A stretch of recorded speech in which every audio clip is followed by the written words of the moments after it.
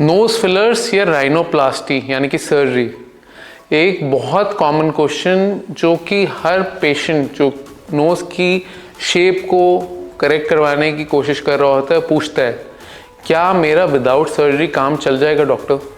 क्या कोई ऐसा ट्रीटमेंट है कि हमें पूरी एडमिशन ना करना पड़े, हमें सर्जरी ना करनी पड़े और मेरा काम 15-20 मिनट में ही हो जाए?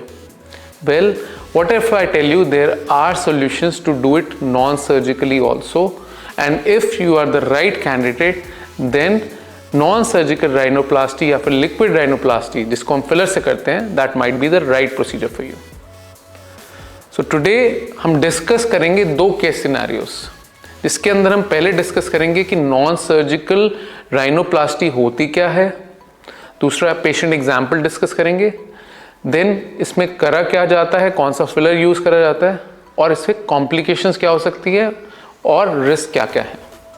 Then we'll discuss about the surgical rhinoplasty part also, जिसके अंदर सर्जिकल राइनोप्लास्टी कैसे करते हैं और कौन कैंडिडेट के लिए सही है, एक एग्जाम्पल मैं आपको बताऊंगा, साथ ही साथ उसके रिस्क एंड कॉम्प्लिकेशंस क्या है, and finally if you are the right candidate or not for surgical or non surgical rhinoplasty, ताकि आपको एक ब्रॉड आइडिया लग सके. तो इस वीडियो को एंड तक देखते रहिएगा अगर आप नोज़ की अपनी शेप को करेक्ट करवाना चाहते हैं, beat surgical or non surgical. सो सबसे पहले हम डिस्कस करेंगे non surgical rhinoplasty. Non surgical rhinoplasty जैसे हम समझते भी हैं कि हम इसके अंदर कोई कट नहीं देते, इसके अंदर हम एक इंजेक्शन यूज़ करते हैं जिसको हम बोलते हैं फिलर्स. अब फिलर्स जैसे हम पढ़ते हैं कि फेस के फिलर्स लगाते हैं और अपना फेस की वॉल्यूम एनहांस करने के लिए, इसलिए हम नाक पे फिलर्स यूज़ कर सकते हैं. नाक के जो फिलर्स होते हैं वो थोड़े से अलग होते हैं. हम पहले एक नमिंग मेडिकेशन लगाते हैं, नमिंग मेडिकेशन यानी कि आपको पेन ना हो, उसके बाद हम इंजेक्ट करते हैं. Now these fillers have higher G prime. अब ये जी प्राइम क्या होता है? अगर आपने हमारे पहले वीडियोस फिलर्स के देखे हो तो हमने उसमें एक्सप्लेन कर रखा है कि फिलर्स की विस्कोसिटी यानी कि थिकनेस होती है. जब हम उसको इंजेक्ट करते हैं तो हम चाहते हैं वो वहाँ पे टिका रहे. नाक के अंदर भी हमें यही चाहिए होता है कि हमारा लाइट वाला इधर उधर जा सकता है, तो हम हेवियर फिलर यूज़ करते हैं. ना उस हेवियर फिलर को भी इंजेक्ट करने का एक तरीका होता है. यूजुअली हम मिड लाइन में ही करते हैं. क्यों? क्योंकि ये सेफ जोन होता है. अगर हम साइडों में करते हैं तो ये रिस्की जोन बन जाता है, जिसमें आपकी डिफरेंट आर्टरीज जो कि ब्लड सप्लाई ब्रेन तक जा रही होती है. प्लस इसको हम माइक्रो एलिक्वेट्स यानी कि बहुत छोटे छोटे इंजेक्शंस में करते हैं और बहुत स्लो स्पीड में करते हैं ताकि सेफ्टी मेंटेन रहे. नाउ जो आप वीडियो में देख पा रहे हैं, इस पेशेंट के साथ भी हमने नॉन सर्जिकल राइनोप्लास्टी करा. इनकी एक रिक्वायरमेंट थी कि मुझे डॉक्टर सर्जरी नहीं करवानी और मेरा जो साइड का हम्प है वो मुझे अच्छा नहीं लगता. So what can be done? We suggested that non surgical rhinoplasty can be done. We used almost 0.7 to 0.8 ml of fillers और इनका जो डॉर्सल हम्प यानी कि साइड वाला हम्प था उसके जस्ट उसको हमने स्मूदन आउट कर दिया. फ्रंट प्रोफाइल भी इसमें इंप्रूव हुआ, जिसको हम बोलते हैं डॉर्सल एस्थेटिक लाइन, यानी कि आपकी जब फेस पे लाइट पड़ती है तो एक लाइन दिखती है, वो अगर नाक टेढ़ी हो ज़्यादा तो उसमें वो साइड में जाती है. तो वो लाइन भी करेक्ट हो गई क्योंकि हमने सही जगह पे फिलर डाला. तो इस केस के लिए ये फिलर्स ठीक था. अब ये फिलर आपका ऑलमोस्ट 12 से 15 महीने चलेगा. साथ ही साथ आप इमीडिएटली काम पे जा सकते हैं और एज सच इसको हम लंच टाइम प्रोसीजर भी बोलते हैं क्योंकि हार्डली 20-25 मिनट ही लगते हैं और आपको इंस्टेंट रिजल्ट देखने को मिल जाते हैं. यूजुअली हम ज़्यादा वॉल्यूम नहीं डालते because that becomes risky and नाक बल्कि भी लग सकती है, एंड मिड लाइन में ही डालते हैं. Plus make sure that this is done by an injector who is very much experience. Usually मैं सजेस्ट करूंगा plastic surgeons are best for non surgical rhinoplasty because anatomy is very important कि blood vessels कहाँ जा रही है, क्योंकि plastic surgeons को आदत होती है कि नोज़ खोलने की यानी कि आपकी सर्जरी करने की, तो उनको एक बेसिक आइडिया रहता है. हालांकि आप एक्सपीरियंस डर्मेटोलॉजिस्ट या बाकी सब डॉक्टर्स के पास भी जा सकते हैं, but do make sure that the credentials are right and the product जो यूज़ हो रहा है वो भी सही रहे. It is a safe procedure if done right and in the right cases.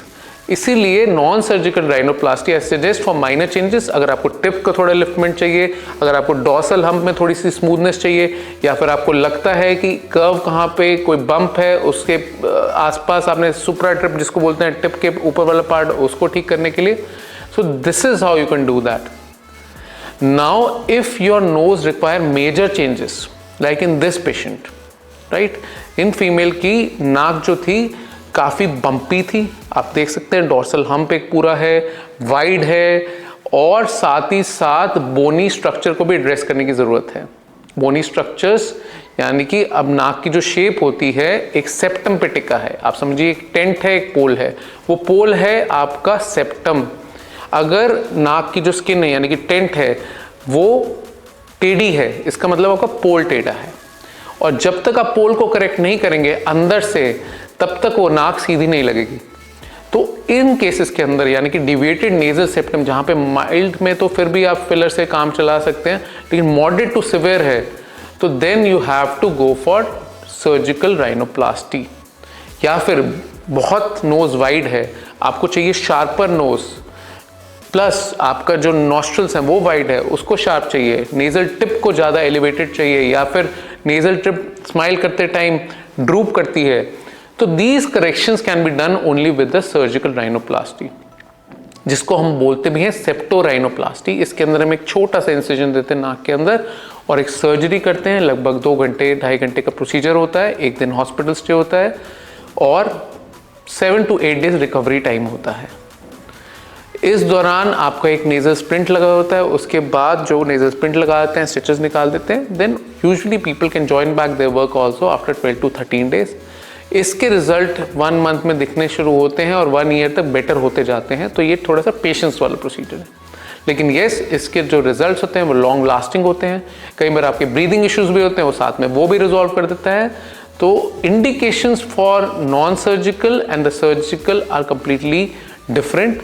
Surgical आपकी सिवेरिटी अगर ज़्यादा है, आपको बम्प ज़्यादा है, या फिर आपको नोज़ के अंदर चाहिए कि मेरी नाक की हड्डी भी थोड़ी पतली हो जाए, मेरी नाक चौड़ी ज़्यादा ना दिखे, नाक की हाइट कम करनी हो या फिर बढ़ानी हो, साथ ही साथ ब्रीदिंग इंप्रूव करनी हो, टिप को आपको बेटर शार्प बनाना हो, तो then surgical rhinoplasty is the right procedure. इस प्रोसीजर में भी कॉम्प्लिकेशंस जो होते हैं वो हो सकते हैं इन्फेक्शन, जिसके लिए एंटीबायोटिक्स देते हैं आपको सर्जरी से पहले, सर्जरी के बाद भी साथ में ब्लीडिंग हो सकता है, इसलिए आप नेजल पैक रखते हैं 2 दिन के लिए। स्वेलिंग हो सकती है, यूजुअली 7 to 8 डेज में रिजॉल्व हो सकती है। कई बार सेप्टम की जो शेप है वो रिकरेंस हो सकती है, इसके लिए हम something known as spreader grafts लगाते हैं, जो कि सेप्टम के हिस्से को ही हम यूज़ करते हैं पूरा होल्ड ऑफ करने के लिए, ताकि नाक टेढ़ी और इधर उधर ना जाए। साथ ही साथ हम इसके अंदर नाक को सपोर्ट करने के लिए, टिप को सपोर्ट करने के लिए स्ट्रट्स जिसको बोलते हैं बिल्डअप सपोर्ट लगाते हैं। तो मल्टीपल चीज़ें इसके अंदर करी जाती है ताकि आपकी नाक की शेप अच्छी आ जाए। Now surgical or non surgical, अब आपको हमने ब्रॉडली दोनों चीज़ों का आइडिया दे दिया। अगर आपको अभी भी कोई कन्फ्यूजन है कि मैं ये सर्जरी का कैंडिडेट हूँ या नॉन सर्जिकल का, तो do not shy away from asking questions. You can WhatsApp us on this number and we will be happy to help you. Thank you so much for watching.